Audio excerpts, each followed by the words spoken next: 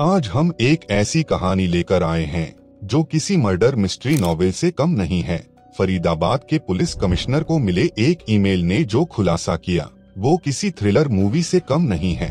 फरीदाबाद के एक घर के आंगन में 10 महीने से लाश दबी हुई है। ये जानकारी 3500 किलोमीटर दूर सऊदी अरब से एक ईमेल से मिलती है। सोचिए कितनी चौंकाने वाली बात है।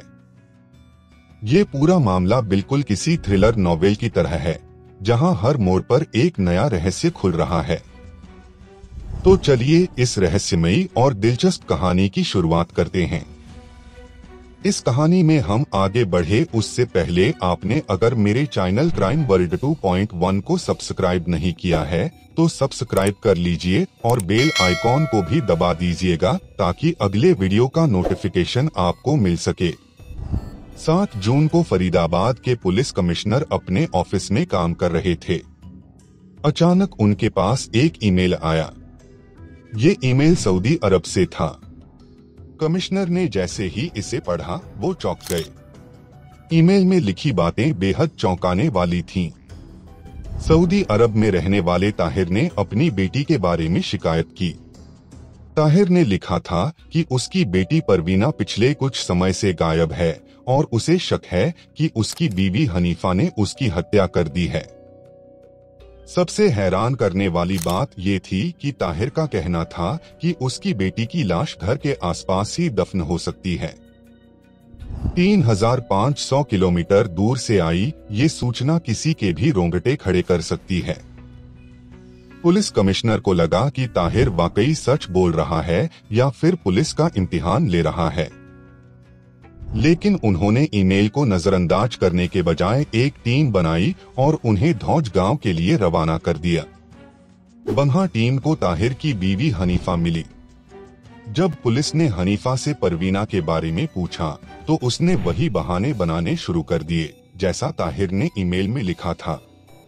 पुलिस को अब पूरा यकीन हो गया था कि ताहिर का ईमेल सच है। उसके बाद पुलिस ने अपने तरीके से तहकीकात शुरू की और हनीफा से सख्ती से पूछताछ करने लगी। फिर उसने बताया कि उनकी बेटी परवीना गांव के ही एक लड़के के साथ भाग गई थी। वापस आने पर उसने शर्मिंदगी की वजह से आत्महत्या कर ली। हनीफा ने बताया कि बदनामी के डर से उसने अपने भाई के साथ मिलकर लाश को घर के आंगन में दफना दिया था।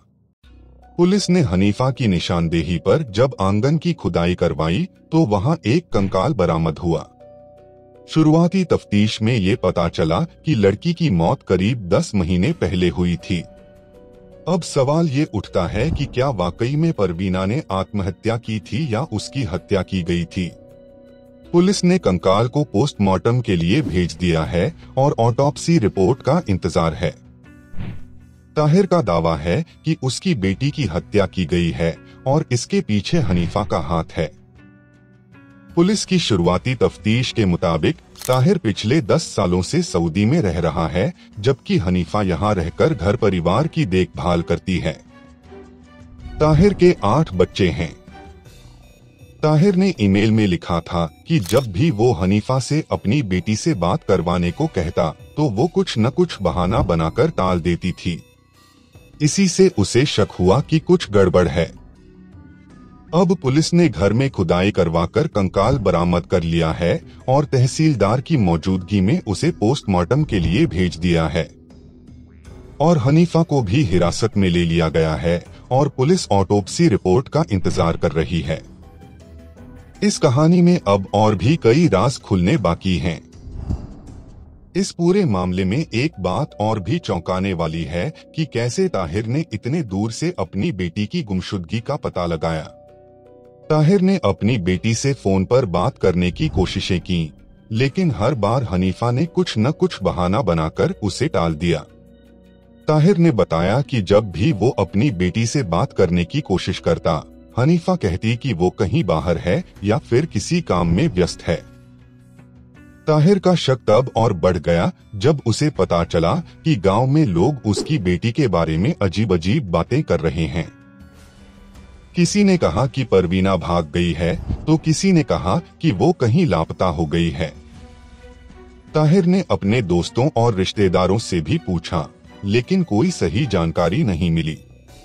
इसी बीच ताहिर को एक पुराना दोस्त मिला जो सऊदी अरब में ही काम करता था।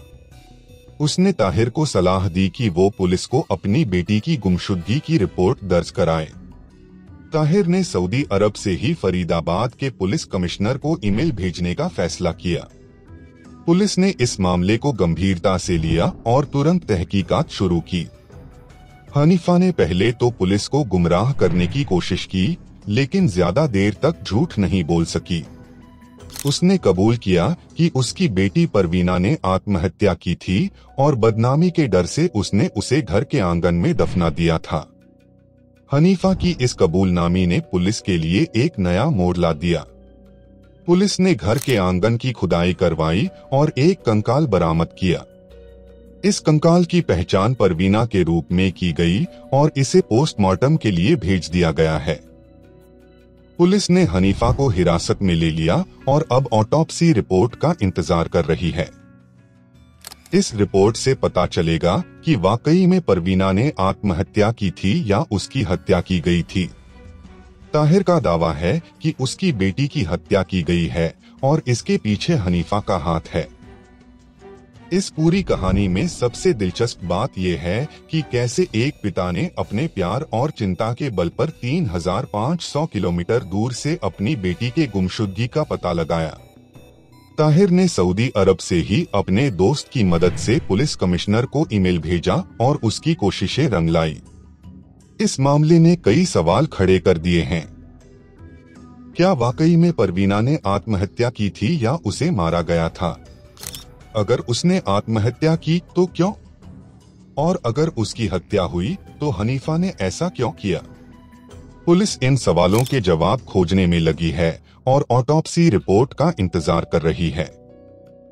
इस मामले ने हमें सोचने पर मजबूर कर दिया है कि हमारे आसपास क्या कुछ हो सकता है जिसके बारे में हमें पता भी नहीं चलता।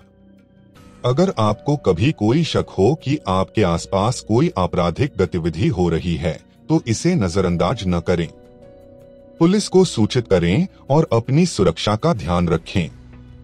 साथ ही अगर कोई व्यक्ति मानसिक तनाव से गुजर रहा हो तो उसकी मदद करें। कई बार ऐसे मामले आत्महत्या की वजह बन सकते हैं। किसी भी संदेहास्पद स्थिति में प्रोफेशनल मदद लें।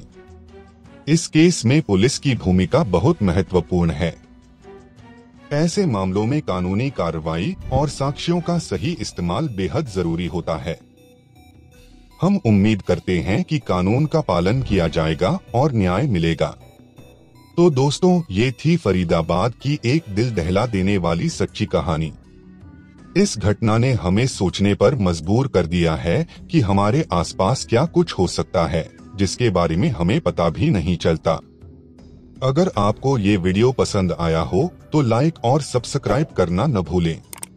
और हाँ, कमेंट में बताएं कि आप इस बारे में क्या सोचते हैं। Thanks for watching. Stay safe and stay informed.